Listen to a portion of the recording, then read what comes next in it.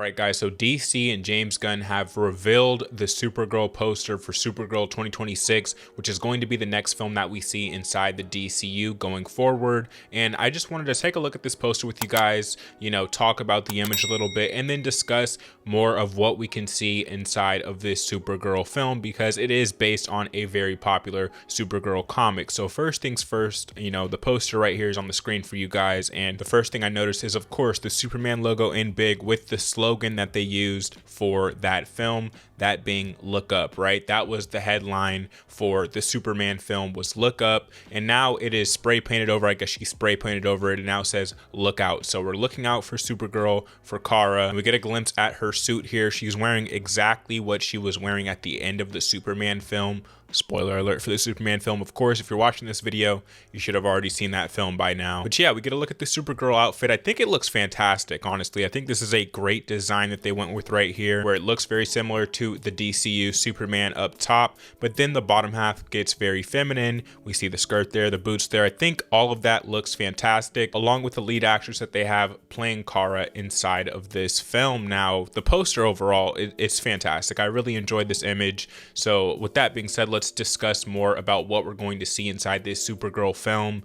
Now, I did have a critique in my original Superman review, which make sure you go watch my Superman review right here. Go check that out. Great review. But yeah, my critique with the Supergirl cameo and reveal inside that movie was that she was this drunk, belligerent, just ridiculous caricature of the Supergirl character. At least that's what it came off to me at first, my first viewing of the film, and that was one of my main complaints with this movie in the cons section of my review video. Now, after doing more research, watching more videos, other reviews, things like that on the Superman movie, I've come to the understanding that I was wrong. Okay, I was definitely wrong, because I've now learned that James Gunn is basing his version of Supergirl off the popular Supergirl comic, Woman of Tomorrow, which is also going to be the tagline for the movie, by the way. It's going to be called Supergirl, Woman of Tomorrow for the 2026 film, and that is the exact title for a very popular, if not the most popular, Supergirl comic, Woman of Tomorrow. Now, I haven't read this comic myself, so I did go ahead and do a little research before making this video so I could explain to you guys what we can expect to see,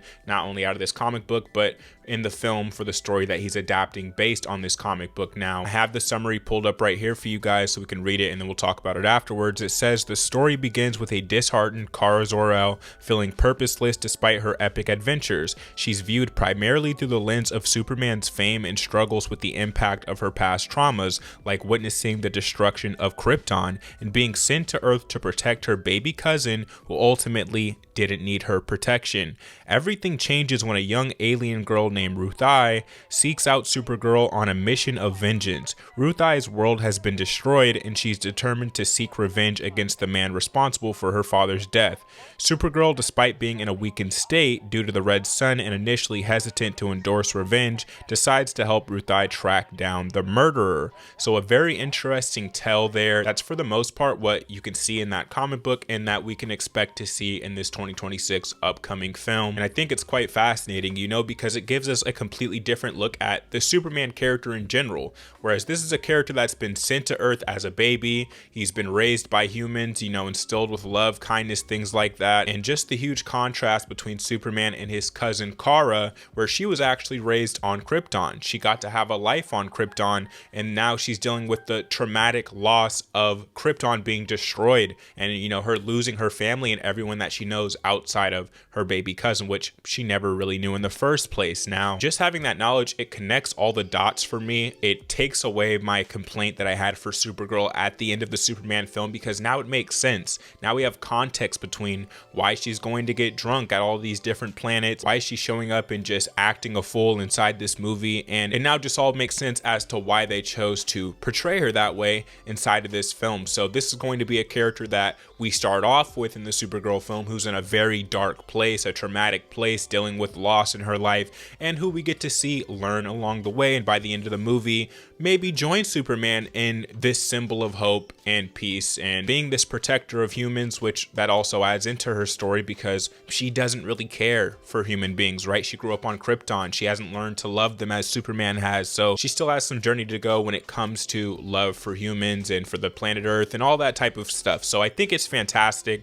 I love the direction that they're going with this. I'm gonna have to pick up this Woman of Tomorrow comic book because it sounds amazing. I would love to know more about this character. And now that I've said for the most part what I wanted to say about not only this poster but the Supergirl film and what we can expect to see in that film, I did want to add a little part into the video where I do showcase some comic books that I recently picked up from my local comic store because I thought they were pretty cool. So let's go ahead and jump into those next. Now the first one up I want to show you is a Superman comic, but it's a bit controversial, okay? As soon as I seen it, when I was going through all the Superman comics in the comic book store, I knew I needed to have this one just to own it because I thought the artwork was not only amazing, but also a little crazy, right? So I'm gonna showcase this one to you guys. Again, it might be a little controversial, okay? There's some, some evil symbolism there.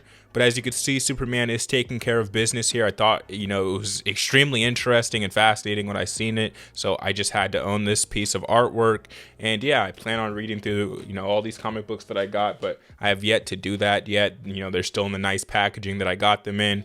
But yeah, I thought that was just fascinating, right? It's crazy piece of artwork. I couldn't believe it when I seen it. And yeah, it just goes to show how times change and how superheroes were used at that time for almost like this form of propaganda where they're trying to push a specific political message of that time, which is interesting, right? Now let's move on to these other comics that I got. I got a Superior Iron Man, which I know we're doing a DC video, but I did get a Superior Iron Man comic. I thought that was a cool one that I wanted to read through. And this is actually one that's ongoing right now.